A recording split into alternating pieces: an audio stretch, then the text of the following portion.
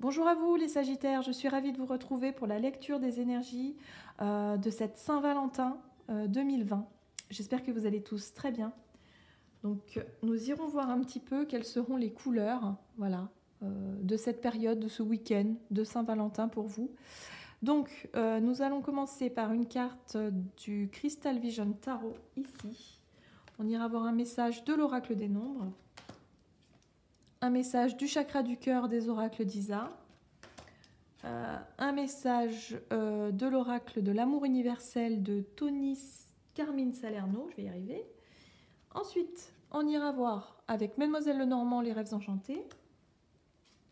Et puis, on va clôturer avec un message du tarot des anges gardiens de Dorine Virtue. Ok, c'est parti. Alors, pour vous les Sagittaires, pour cette Saint-Valentin, ce week-end de Saint-Valentin, quels sont les messages pour les Sagittaires? Hop là. Ok, vous avez la 9 d'épée inversée. Alors, la 9 d'épée nous parle en général d'angoisse, de choses, de peur, voilà, des peurs qui font surface, des angoisses, des choses qui ont tendance à paralyser, hein, à nous empêcher d'avancer. Et là, de manière inversée, c'est comme si enfin vous allez pouvoir vous sortir de cette situation. On parle aussi de gros coups de fatigue hein, pour certains, de ras-le-bol, un gros ras-le-bol. Voilà, là c'est comme si pour certains vous allez réussir à sortir de cette situation-là. On va voir un petit peu ce que disent les oracles ici. Tous les Sagittaires. Non, pour les Sagittaires.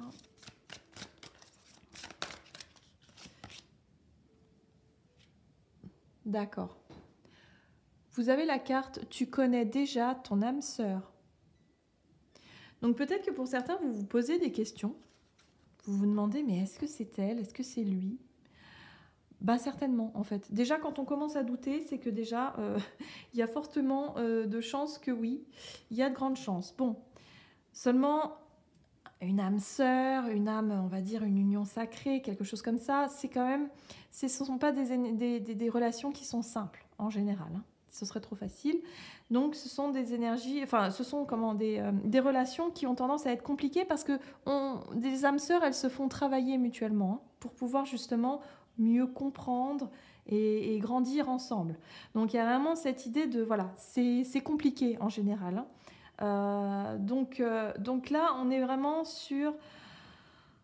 Ok, on est sur la sortie de ce 9 d'épée, sur ces angoisses. Il y a des choses qui ont pu vous angoisser, vous stresser.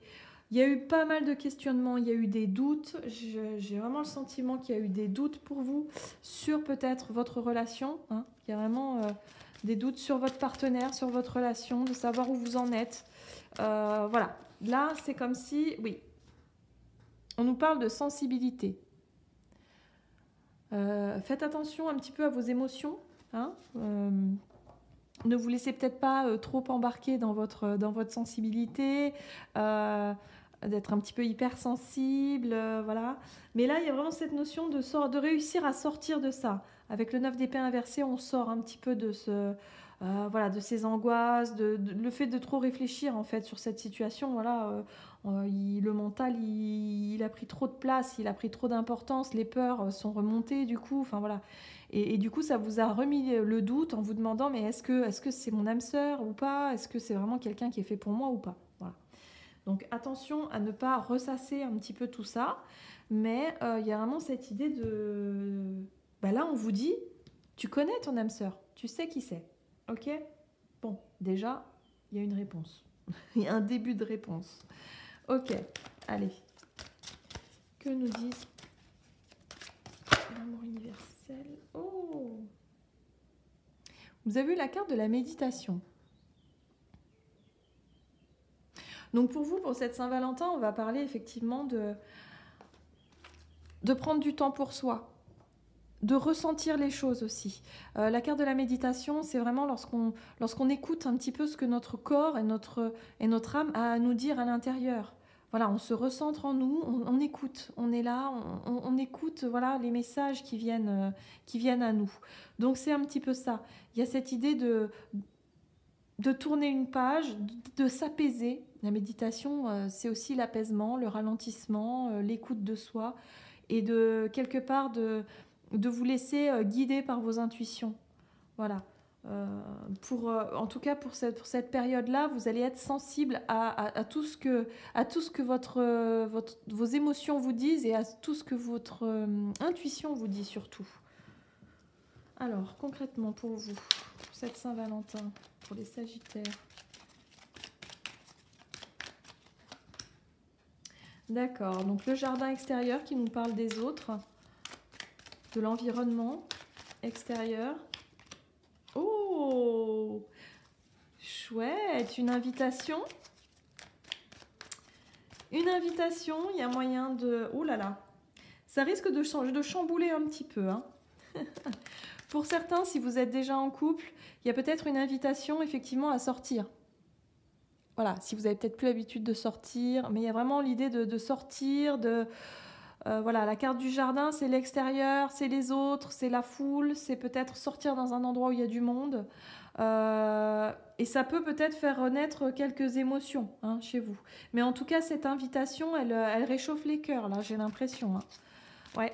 Peut-être qu'il y a des personnes qui sont célibataires et qui s'y attendent même pas à avoir... Oh là là, oui, dites donc. On parle de messages. Hein. Il y a de la communication, il y a des messages qui se mettent en place ici. Hein. On parle de messages, d'invitations. Clairement, il y a des échanges qui se font. Il y a effectivement des émotions qui refont surface. Vous vous poserez certainement des questions hein, par rapport à cette personne. Est-ce que c'est mon âme sœur ou pas? Bref. Et il y a vraiment cette idée de laisser ses peurs et ses angoisses de côté et de faire confiance à son intuition et à ses émotions ici. De savoir s'écouter, de dire ok, je profite, je prends ce qui arrive et puis vous décidez. Voilà, vous avez la faux en dos de deck qui nous parle effectivement de prise de décision. Vous décidez si vous acceptez ou non cette invitation. En tout cas, il va y avoir des échanges, des messages. Il y a de nouvelles émotions qui vont ressurgir. Voilà, écoutez-vous, prenez le temps de souffler aussi pour écouter ce que vous dit votre cœur, tout simplement. Voilà, il n'y a pas besoin d'aller chercher plus loin. Si vous êtes un petit peu chahuté comme ça, écoutez ce que vous dit votre cœur et puis décidez. Voilà, vous avez le choix, libre arbitre toujours. Ok, on va aller voir maintenant ce que nous disent les anges gardiens. Pour vous les Sagittaires. Ok, messager de la prospérité. Vous allez apprendre une excellente nouvelle. Changement de poste, promotion ou inscription dans une école renommée. Vous êtes prêt à relever de nouveaux défis. Cette lame symbolise une personne, vous peut-être, drôle, voire espiègle, jeune, optimiste et très intelligente. Oh, alors ça, si c'est pas beau. Peut-être que là, on nous donne un petit peu des indications sur la personne qui peut vous inviter, voyez ? Quelqu'un de drôle, espiègle, jeune, optimiste et intelligent. Ou intelligente. Pourquoi pas? Pourquoi pas? Mais il y a vraiment cette idée d'invitation, effectivement, de bonnes nouvelles. Il y a quelque chose qui risque de secouer un petit peu votre quotidien, en tout cas pour ce week-end de la Saint-Valentin. Je vous le souhaite, en tout cas, je vous souhaite de passer une excellente Saint-Valentin. J'en ai terminé avec votre guidance, j'espère que celle-ci vous aura parlé. N'hésitez pas à commenter si c'est le cas, n'hésitez pas à liker. Pour les personnes qui souhaiteraient une guidance personnalisée, n'hésitez pas à aller faire un tour sur le site julieguidance.com, vous aurez toutes les informations nécessaires à ce sujet. Et puis moi je vous embrasse très fort et puis je vous dis à tout bientôt pour une prochaine vidéo. À bientôt.